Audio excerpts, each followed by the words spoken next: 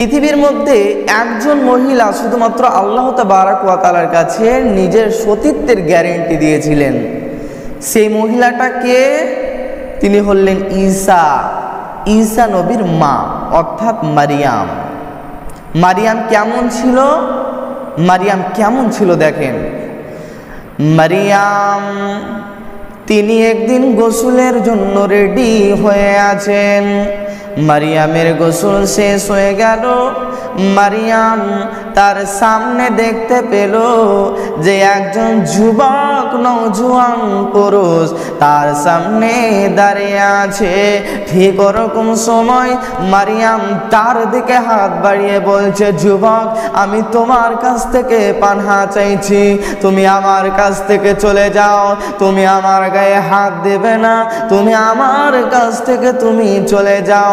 এই কথা যখন মারিয়াম বলল, তখন মারিয়ামের কথা শুনে জিবরাইল আমিন ফেরেশতা হেসে বলল, মারিয়াম রে, আমি কোনো মানুষ নই, আমি কোনো যুবক নই, আমার কোনো সেক্স নাই, আমার কোনো গ্রুপ নাই, আমি নারী নয়, পুরুষ নয়, আমি হলাম জিবরাইল আমিন ফেরেশতা।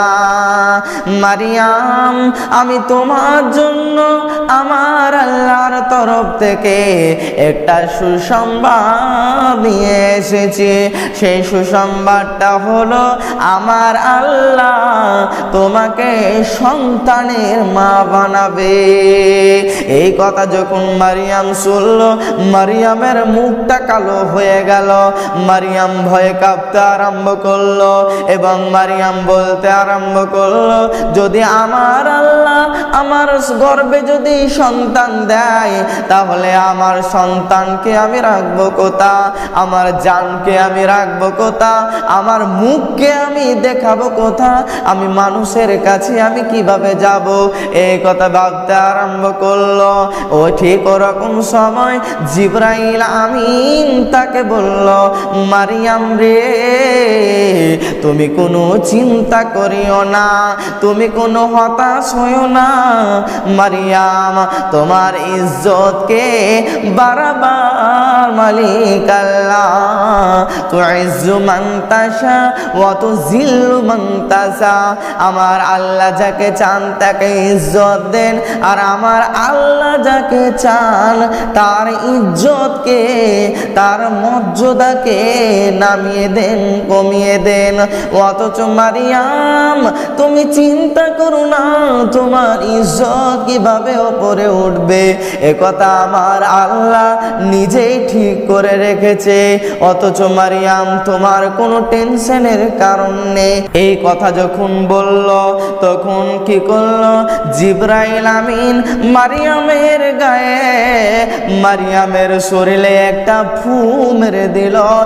একবারে 9 মাসের ডেলিভারি হয়ে গেল। ঠিক ওরকম সময় আমার আল্লাহ মারিয়ামের মুখকে বন্ধ করে দিল এবং ঈসা রুহুল্লাহর মুখকে খুলে দিল।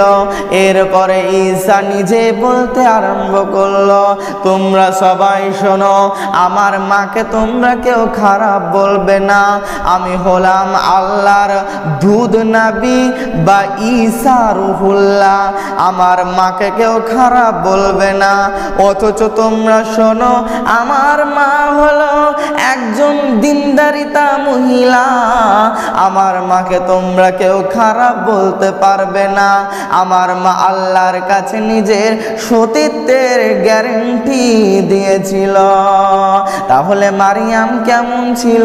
মারিয়ামের সতীত্বের গ্যারান্টি আমার আল্লাহর কাছে কিভাবে দিয়েছিল? কিন্তু আজকে আমাদের সতীত্বের গ্যারান্টি আমরা আল্লাহকে দিয়ে তো দূরের কথা, আমরা আমাদের নিজের সতীত্বকে অন্যের হাতে তুলে দিচ্ছি।